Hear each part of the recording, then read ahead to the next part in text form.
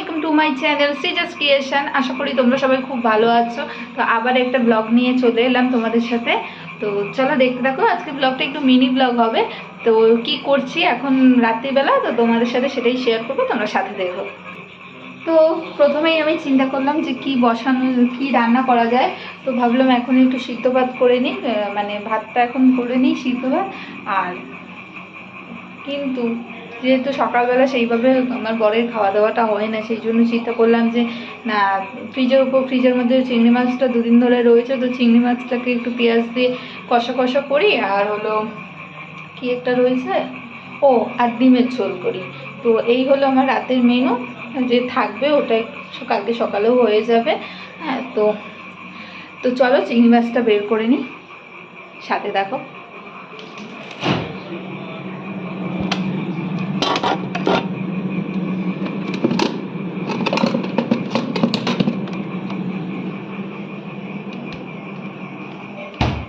এই দেখো মাছ রাখার জন্য এই টিফিন বক্সটা। হ্যাঁ, তো এই টিফিন বক্সগুলো কেনা হয়েছিল, যে এই টিফিন বক্সগুলো না মানে আমার কন্টেনার অ্যাকচুয়ালি প্লাস্টিকের জিনিস, তো এগুলো ব্যবহার করতে আমার খুব ভালো লাগে, যার জন্য আমি কিনেছিলাম। এখন দেখো না 30 টাকা 50 টাকা 100 টাকার এই জিনিসগুলো বেরোয়, যার জন্য আমি এটা কিনেছিলাম। তো আমার বড় তার সাথে সাথে কিনেছিল। তো কিনে নেওয়ার পর তারপরে ওনার মনে হলো যে না, প্লাস্টিকের জিনিসে খাওয়াটা ঠিক না। হ্যাঁ, তো একদমই তাই, প্লাস্টিকের জিনিসে খাওয়াটা ঠিক না। তো সেই জন্য এখন এটা হলো, বাকি যে ফ্রিজের যে ওই বিরিয়ানির যে কন্টেনারগুলো হয় আগে ওইটাতেই মাছ রাখা হতো, তো এখন ওইগুলো ফেলে দিয়ে এখন এত সুন্দর টিফিন বক্সটায় সে এখন মাছটা রাখছে, বলছে এটাই মাছ রাখবে।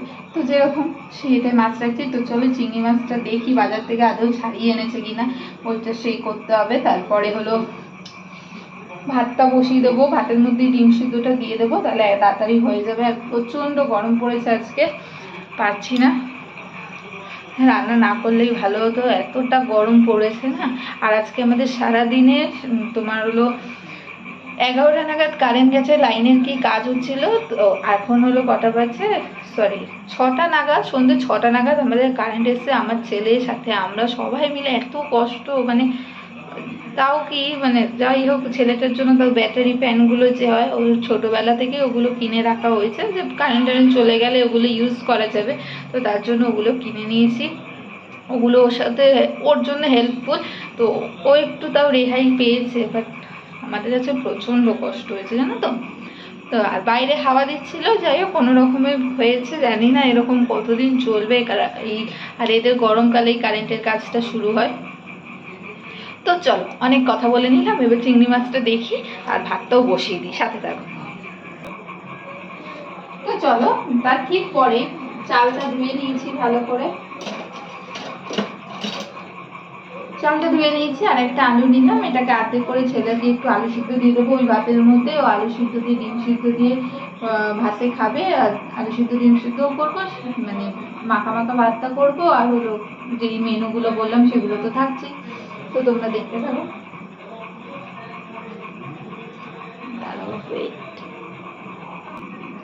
তো ঠিক তারপরে ভাতটা ওদিকে আমি বসিয়ে দিয়েছি। আর ওদিকে যেহেতু ফ্রিজে চিংড়ি মাছটা ছিল, ওটা একটু ইয়ে হোক, ঠান্ডা হোক, গরম হোক। তো এখন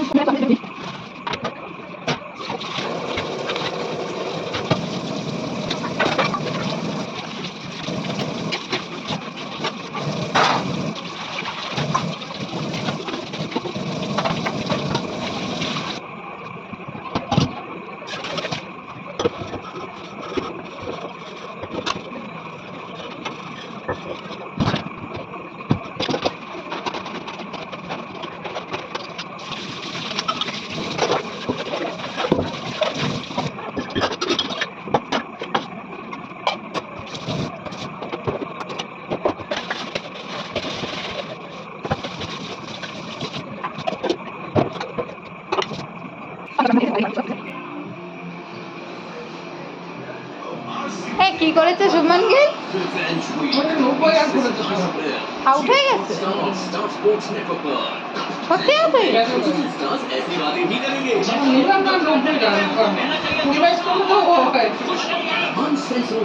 আমার পয়েন্ট কত? হাইস্ট কে রয়েছে?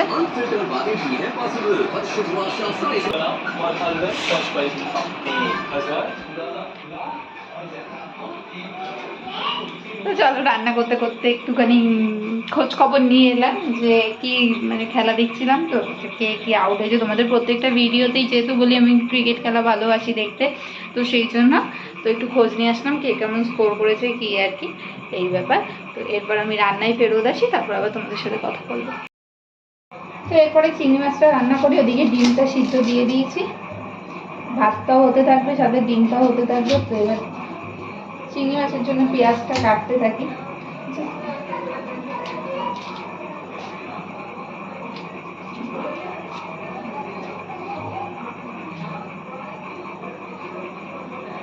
তো এগুলো আর শেয়ার করলাম না, অনেকটা লেট হয়ে যাচ্ছে আর কি, রাত্রি হয়ে গেছে। তো এই পেঁয়াজ টেয়াজ কেটে নিয়ে তারপরে রান্নাটা কমপ্লিট করে তোমাদের সাথে শেয়ার করবো। তো সঙ্গে থেকেও টাকা দেখো ঠিক তারপরে চিংড়ি মাছটা এরকম কালার হয়ে আসবে। যেহেতু প্রচণ্ডই ছোট চিংড়ি, হয়তো একটু অসুবিধা হতে পারে, যাই হোক এরকম একদম মাখো মাখো করে পেঁয়াজ দিয়ে, এটার মধ্যে কিন্তু আমি কোনো রসুন ইউজ করিনি, কিচ্ছু না, জাস্ট খালি এরকম পেঁয়াজ দিয়ে আদা জিরে টিরে দিয়ে বেশ মাখা মাখা করে আর একটু সস দিয়েছি, টমেটো সস যেটা ওই সসটা দিয়েছি, ব্যাস এইটুকু। তো দেখো তোমরা কেমন লাগছে। এই ছিল চিংড়ি মাছের রেসিপি। তো চিংড়ি মাছ রান্না করতে করতেই আমার হাল প্রায় এরকম অবস্থা। আর যে আমি তোমাদের সাথে কি করে ডিমের রেসিপি শেয়ার করব জানি না। তো চলো কি করছি না করছি, যদি পারি এরপর শেয়ার করবো, নাহলে ভাববে আমি গরমে মরে গেছি। না না না, এবার রান্না হয়তো তোমাদের সাথে রান্নার ভিডিওটা দেখাতে পারবো না, বাইরে দিয়ে হাওয়া আসছে তাহলে একটু শান্তি লাগছে। যাই হোক তোমাদের সাথে হয়তো রান্নার ভিডিওটা দেখাতে পারবো না, কিন্তু খেতে বসার সময় হয়তো চেষ্টা করতে পারি, বা রান্নাটার পর যে কী কী রান্না হলো মেনুটা তোমাদের সাথে দেখাতে পারি। আর না হলে আজকের মতো এইটুকুই থাকলো, আবার পরের দিন কোনো একটা ব্লগ নিয়ে আসবো। আর হ্যাঁ, প্রথমেই তোমাদেরকে আমি বলেছিলাম যে এটা মিনি ব্লগ হতে পারে, তারপর ভাবলাম যে না এটা মিনি ব্লগ করবো না, তো অনেকদিন যেহেতু বড় ব্লগ দিই না, তো সেটাই, তো মিনি ব্লগটাকে তোমরা মাথা থেকে বাড়ি করে নাও, ভাববে ওটা মিনি ব্লগ, আমি ভুল করে বলে ফেলেছি, তো সরি। তো চলো টাটা, আর ভালো থাকো, সুস্থ থাকো, গরমে এনজয় করো গরমটাকে, টাটা।